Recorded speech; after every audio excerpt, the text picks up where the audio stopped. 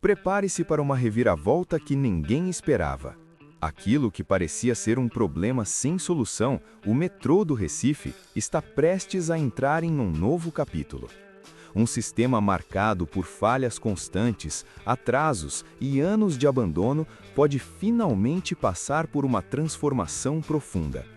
Estamos falando de uma injeção de 4 bilhões de reais, um valor que não é apenas simbólico, mas estrutural. Um investimento que promete não só reformar, mas reconstruir as bases de um dos principais sistemas de transporte da região metropolitana do Recife. Mas será que esse dinheiro é suficiente para mudar o destino de um sistema que há anos opera no limite? E o que de fato está por trás dessa mudança? A primeira peça desse quebra-cabeça não é apenas a compra de novos trens. É a tentativa de devolver capacidade a um sistema que, hoje, opera muito abaixo do ideal.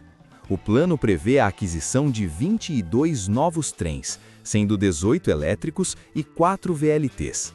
Mas esse número só faz sentido quando comparado com a realidade atual. O metrô deveria operar com cerca de 30 composições, mas frequentemente funciona com pouco mais de 1/3 disso, devido a falhas, manutenção precária e falta de reposição ao longo dos anos. Ao mesmo tempo, o projeto inclui a reforma completa das 37 estações, com foco em acessibilidade, estrutura e segurança. Isso significa intervenções físicas amplas, desde a plataformas até sistemas de circulação, mas também uma tentativa de padronizar o nível de serviço em toda a rede. Não é apenas estética, é uma reestruturação para suportar maior fluxo e melhorar a experiência de uso em um sistema que atende centenas de milhares de passageiros diariamente. Mas o ponto central não está apenas no que será entregue, e sim no modelo escolhido para viabilizar tudo isso. O projeto é estruturado como uma parceria público-privada de 30 anos, com início previsto para 2027 e envolve uma mudança profunda na forma como o metrô será operado. A União entra com um investimento de 4 bilhões de reais, transferindo também os ativos do sistema, enquanto o Estado de Pernambuco assume o papel de poder concedente e passa a ser responsável pela gestão e fiscalização do contrato. A operação, por sua vez, ficará nas mãos de uma empresa privada selecionada em leilão. Esse desenho não é aleatório. Hoje, o metrô do Recife consome cerca de 800 milhões de reais por ano em subsídios federais apenas para manter a operação funcionando, sem gerar capacidade de investimento relevante. Ou seja, o sistema sobrevive, mas não evolui. A lógica da concessão tenta inverter esse modelo. Concentrar recursos nos primeiros anos para recuperar a infraestrutura e depois transferir a responsabilidade de operação para um contrato com metas de desempenho e penalidades. E é justamente na infraestrutura que está o foco mais pesado do investimento. O plano prevê a substituição completa dos sistemas de energia, incluindo subestações, cabines e toda a rede aérea, considerada hoje a principal fonte de falhas. Também estão previstas a modernização da sinalização, a substituição de trilhos e dormentes e a duplicação de trechos estratégicos, como a linha Sul Diesel. Esses elementos são menos visíveis para o usuário comum, mas são exatamente os que determinam se o sistema funciona ou não.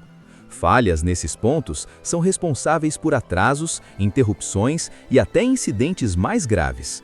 Ou seja, o projeto não prioriza apenas o que aparece, ele tenta atacar a base operacional do metrô. O cronograma também revela o tamanho do desafio. Após o leilão previsto para 2026, haverá um período de transição com cerca de 6 meses de preparação, 6 meses de operação assistida e até 24 meses de requalificação completa, totalizando aproximadamente 3 anos até que o sistema opere plenamente dentro do novo modelo. Mas existe um detalhe importante nessa equação. A concessionária não será remunerada apenas pela tarifa. O modelo prevê uma combinação entre a tarifa paga pelos usuários e uma contraprestação pública anual, estimada em cerca de 150 milhões de reais, para garantir o equilíbrio financeiro do contrato. Além disso, a receita da empresa estará diretamente vinculada a indicadores de desempenho, como regularidade, tempo de viagem e satisfação dos passageiros.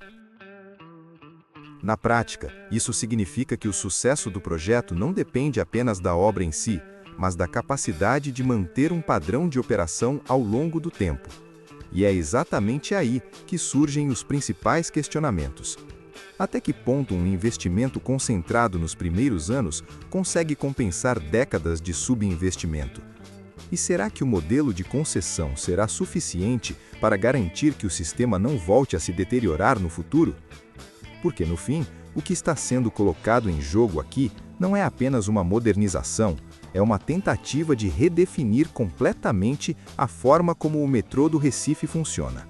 O que realmente está acontecendo aqui não é apenas uma obra, nem apenas a chegada de novos trens, é uma mudança estrutural na forma como o sistema existe e se sustenta ao longo do tempo. O chamado plano de 4 bilhões de reais é, na prática, a base de um modelo maior, a concessão do metrô do Recife dentro de uma parceria público-privada.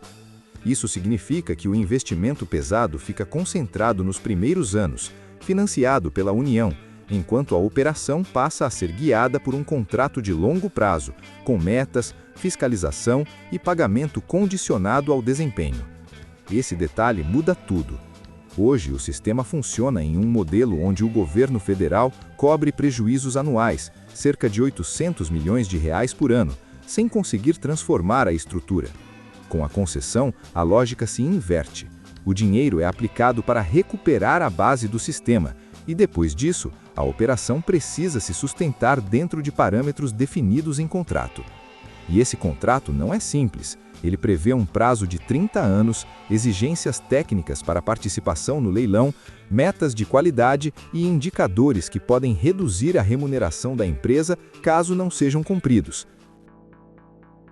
Além disso, a fiscalização por órgãos reguladores e mecanismos independentes para validar tanto a execução das obras quanto o desempenho operacional. Ao mesmo tempo, existe uma engenharia financeira por trás disso. A empresa concessionária não depende apenas da tarifa paga pelos usuários, ela também recebe uma contraprestação pública anual para cobrir o déficit do sistema. Isso é essencial porque, sozinho, o metrô não se paga.